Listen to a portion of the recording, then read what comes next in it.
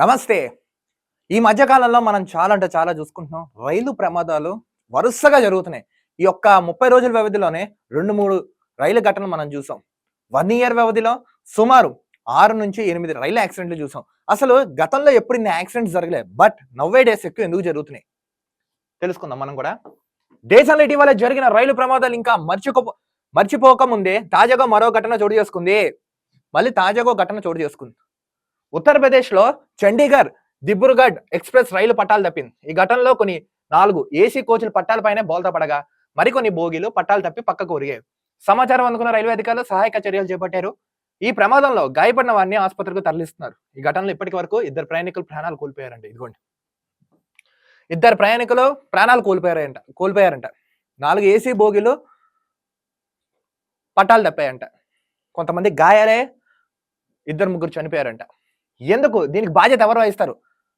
అశ్విని వైష్ణవ్ కేంద్ర రైల్వే శాఖ మంత్రి గారు మీరున్నారు కదా, అసలు ఎందుకు జరుగుతున్నాయి? సిగ్నలింగ్ వ్యవస్థలో ఏమైనా లోపం ఉందా? కవచ్ అనే సిస్టమ్ పెట్టారు. ఆ కవచ్ సిస్టమ్ ఉందా అసలు? రైల్వేకి మేము ఇన్ని కేటాయించాం, అన్ని కేటాయించాం, అంత చేస్తున్నాం, ఇంత చేస్తున్నాం అని కేంద్ర ప్రభుత్వం ప్రగల్భాలు పలుకుతుంది కదా, మళ్ళీ ఘటనలు ఏంటండి? వరుసగా ఈ ఒక్క నెల వ్యవధిలో 3 యాక్సిడెంట్లు జరిగాయి మనకి. తాజాగా 4వది. సంవత్సరం వ్యవధిలో 8-10 యాక్సిడెంట్లు జరిగాయి మనకి. నిలువెత్తిన ఉదాహరణ చూస్తున్నాం కదండి. మరో ఘోర రైలు ప్రమాదం అంట. అధికార వైఫల్యం ఉందా? టెక్నాలజీ సిస్టమ్ మన దగ్గర లేదా? లేదా నిర్లక్ష్యమా? లేదా ప్రభుత్వం వైఫల్యమా? ఏంటి? కేంద్ర రైల్వే మంత్రి గారు ఇప్పుడు ఎవరైతే అశ్విని వైష్ణవ్ ఉన్నారో, మీరు ప్రెస్ మీట్ పెట్టి అసలు ఏం జరుగుతుంది, ఎందుకు ఇలా జరుగుతున్నాయి, గతంలో ఇన్ని యాక్సిడెంట్లు లేవు, ఇప్పుడు ఎందుకు ఈ ఘోరాలు జరుగుతున్నాయి? ఇలా ఉంటే రానున్న రోజులు ఏమైనా రైలు ఎక్కడానికి భయపడతారండి. రైలు ఎక్కడానికి భయపడతారు. ఇప్పటికే వందే భారత్లు, ఈ భారత్లు, ఆ భారత్లు రైలు తీసుకొచ్చి సామాన్యుని రైల్వేకి ఇంకా దూరం చేసేశారు. ఇంక ఇలాంటి ఘటనలు జరుగుతుంటే ఎవరు రారు. దీని ద్వారా రైల్వే మీకే నష్టం.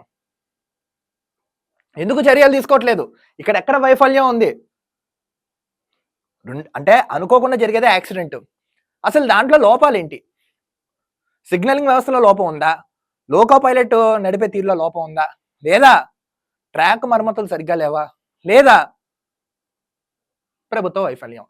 దీని గురించి క్లియర్ గా కేంద్ర మంత్రి అశ్విని వైష్ణవ్ దీని మీద మీరు ప్రెస్ మీట్ పెట్టి క్లారిటీగా చెప్తే అవుతుంది. ఇప్పుడు ప్రాణాలు కోల్పోయారు, ఎవరు బాధ్యత వహిస్తారు? ఘటనలు ఏంటి? ఇది వరుసగా 2 ప్రాణాలు కోల్పోయారంట. ఇదిగోండి విజువల్స్ చూడండి.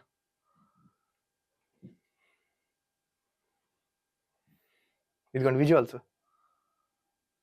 ఇలా రైలు ప్రమాదం జరిగింది.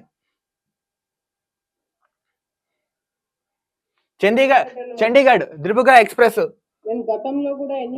చూడండి. చండీగఢ్ దిబ్రూగఢ్ ఎక్స్ప్రెస్ రైలు ప్రమాద ఘటనపై ఉత్తరప్రదేశ్ ముఖ్యమంత్రి యోగి ఆదిత్యనాథ్ స్పందించారు. సహాయక చర్యలు ముమ్మరం చేయాలని అధికారులు ఆదేశించారు.